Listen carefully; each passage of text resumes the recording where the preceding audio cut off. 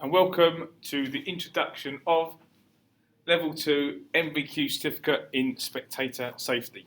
You are receiving this because you have been enrolled on a Level 2 Spectator Safety course, which I believe you must have done with Kelly via JGA at your various locations. This is obviously the introduction into said qualification. So first of all, we'll go through the aims and objectives. So what's the aims and objective of this course? Well, this is just an introduction, but the actual course itself is to provide you with the knowledge and understanding of people that are working or wishing to work in the events industry.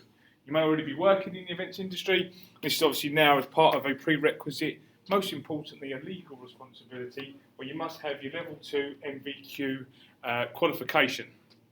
Now, the events industry could be many different things. You could be looking at stadiums, festivals, tennis, many different things you're looking at. I can't think off the top of my head. I've got a bit of a mind blank there, but in terms of events industry, but I'm sure you can probably think of some.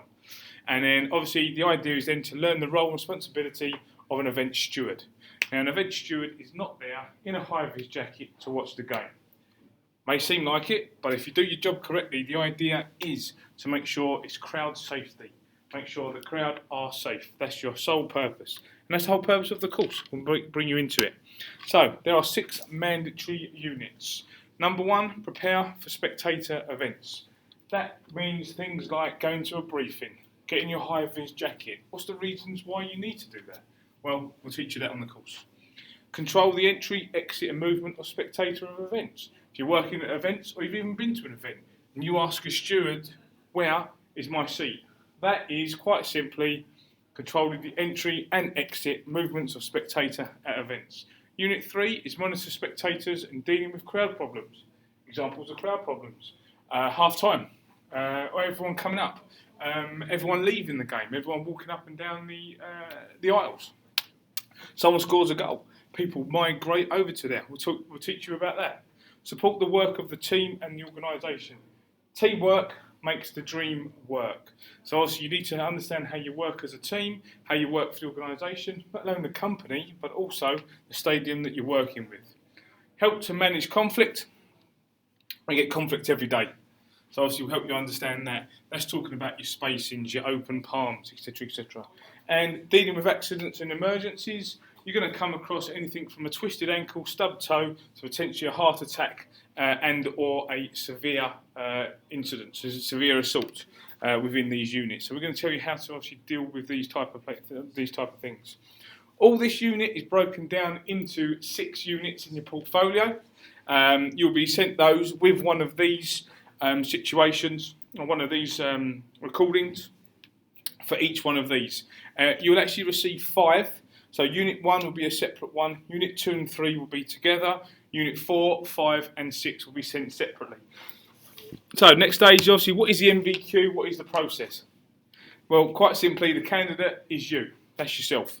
You're there to complete an NVQ workbook. That's how you're going to obviously pass, that's the knowledge and understanding, which obviously you need to fill in by going through the PowerPoint. You'll then have 2 observations. Observations basically means that all the understanding that you have, you put it into practice. So I would be an assessor, Kelly would be the assessor. We would come down and make sure that you've completed the briefing sheet. You've been briefed. You have collected the correct resources. So that's basically an observation.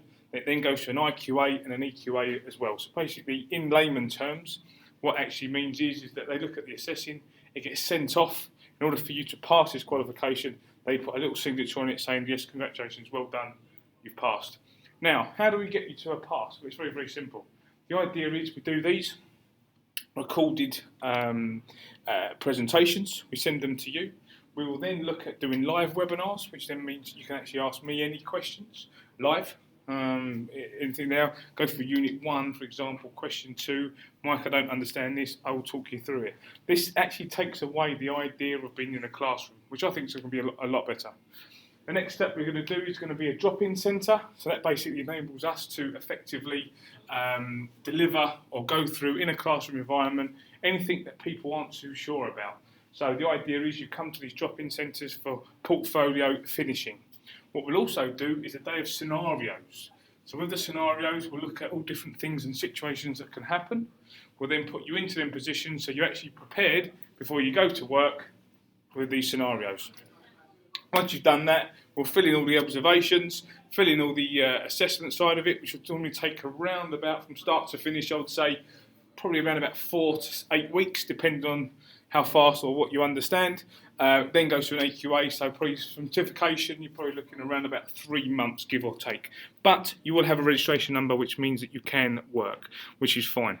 So that is an overview of what the course is all about. What it is that you'll be learning and how it all fits into one. If you do have any questions, again, please take a picture of this or write this down now. If you have any issues, my name's Mike, obviously Kelly, I think you've probably met. And the email address is gnrtraininglimited@gmail.com. Send any emails or any questions or anything like that to there. Now, we're going to quickly go through the portfolio. So, this is a portfolio. You should have either been sent this in the post, which means that obviously you're going to be writing it down. Alternatively, you will have received it via email on Word. So whatever way you do, it needs to be completed exactly the same. If you have a physical copy, you will be writing it down with pen. If you are actually going to be using Word, we do not require you to print this out. All you have to do is fill in your answers, and I'll show you how you do that in a second. Save it, and then send it back to us, and we will mark it via email. So either way, whichever way, obviously works. So how do you fill it in? Everyone has to do this. Obviously first name, Mike. Middle name, I'm not going to divulge that. Surname is obviously Payne. Date of birth, again, I'm not going to divulge that. So all you do is click on, in the Word document, click on there. For example, start again. So you're doing there. Start then surname, Payne. Job done. Fill in all the information, put down your email address and your telephone number, so we have all that information, okay? So the email address, for example, will be your one, whatever it may be. Obviously, next step, this is obviously that we're doing, so you need to fill this in. This will actually be if you've got some knowledge, no knowledge, or you're competent. If I'm honest, and you're on this qualification, you shouldn't actually be competent. You should be somewhere between no knowledge and some knowledge. I'll be honest with you, don't ask questions, say, what does this mean? Because if you don't know what it means you've got no knowledge. This is not a look at your information. This is for us to understand what sort of knowledge you guys have already. So if you say I've got no knowledge, and at the same time after this course, once you fill this in and you do another one of these and it says you still have no knowledge, I and Kelly have not done our job correctly. So be honest, we need to know where a starting point is. So as we go down, here we go. I've got question 1, prepare for spectator events. As I said before, you will get a PowerPoint presentation with all this information in. So if you don't know the answers, it's not a problem. You will have all this information sent to you. However, if you may have a look through, you may actually know some answers from working in there. Fine, fill them in and then you can change them. But all you quite simply do, as I said before, click on there, X. That means yes, I'm happy with that, a tick. Whatever you want to put in there, it's fine. Then obviously responsibilities. There we go, you've got an answer in there, you put it in there. What we want for these answers, when you actually fill in these boxes, we don't want one-word answers, we don't want one-sentence answers. What we actually want is we want you to bolster it up with some information. Don't put anything in there that doesn't make sense, put anything in there that you think is relevant. If it isn't relevant and you send it back to us, we will then send it back. But the more information you've got in there shows more understanding of obviously the qualification or the questions itself. So we're talking about the legislation. Again, that will all be in the Unit 1 that we sent to you. 3 principles of Crown management. So even if you don't understand this or don't know it for now, not a problem, no issues at all. We will give you the right information.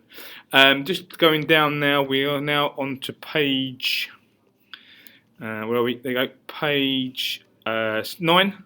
Where you've got a question here is electrical socket is overloaded and smoke can be seen coming from it. The obvious answer is your answer. So is that hot risk ranking, high, medium or low? Think about the consequences of not turning it off. Think about who could be to blame for it. So high, medium or low? I'll go through this one. Question 18. I would probably say that is a high risk because in the event of overloading, what could happen as part of that, it will actually catch on fire. If there's smoke, it means there's going to be a fire. So what are going to be your actions? Well, the number one, ideally, or any answer of this, number one is going to be try and turn off the electrics if possible. The next one is going to be clear the area. The next one is going to be find your supervisor. You could then look for a fire extinguisher if you're trained to do so. So there you go, they're the 3 actions. So in each one of those, we're going to be looking at high, medium or low. You determine if that's a high, medium or low risk. based upon who could be be injured as a part of that. But imagine if you're in a stadium, somewhere like Wembley Stadium has 90,000 people, so I would probably say it's going to be high. The next step is obviously try and take out that risk. Fire extinguishers, report to supervisors. Basically, answer them questions as in what you believe is the answer. Next step we go through is, as we go through here, you'll have these scenarios. Now, these are the scenarios we're going to do physically. These are actually the scenarios that are actually in the book. So, where you've got in here is explain the HOTS procedure below. Again, this will all be in the presentation. But is it hidden? Yes or no? The only way you know that is by reading this. So each scenario will be a little bit of a narrative. For example, there's 10 minutes left to go. You're approached by a guest who explains that another spectator has been acting suspiciously near gate 2, etc., etc. So you answer these questions here below in that scenario. So make sure you read that and answer that. So why is it obviously suspicious? Well, I think it's obviously suspicious because it's probably got wires hanging out of it. However, in that scenario, did it have wires hanging out of it? The answer is going to be no. But make sure you read the scenario. So you go through it all. Clear control, etc., etc. Do not worry about this summative. This is what we do. Again, if you have any issues, obviously email myself or Kelly at gnrtrainingltd@gmail.com. That basically covers everything for the introduction, hopefully in the PowerPoint. If you do have any questions, please let me know. And we'll be sending you out Unit 1 recorded very, very soon. Any issues, give us a call. Cheers, bye.